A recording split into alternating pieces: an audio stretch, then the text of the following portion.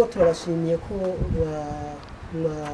ufatiye umwanya kugira ngo musiki hano mu kumvikanisha. Ni nacyo gituma twashimye kubashikira kubasanga mu buzima mukorera tubatura ibibazo bitandukanye tubona yuko bitatunganizwe nk'uko amategeko muri kimpa bivuga. Rero twebwe ibyo mutubwiye turabize kumuzirikana, ariko rero nk'uko mubibwiye umukoresha turabangiriye tubanze twumvirije ukuntu bikurikirana nk'uko icyo musabye kitakurikizwe cyokurikizwa kugira ngo umukoresha n'umukozi bagume hagati yabo hari ubumwe.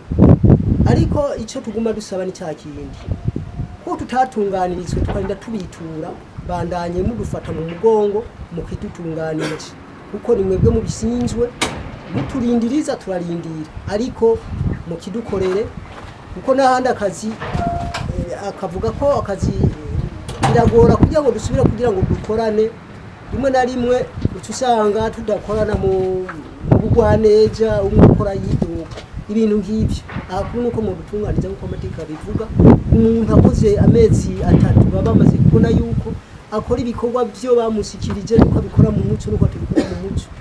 Harenze amezi 3 baca baduteza kontra bakatwandikira imisesi empo n'amafaranga y'inzu hama bakaca badusinyira na kontra bakaduharira amakontra yacu bakaduhereza.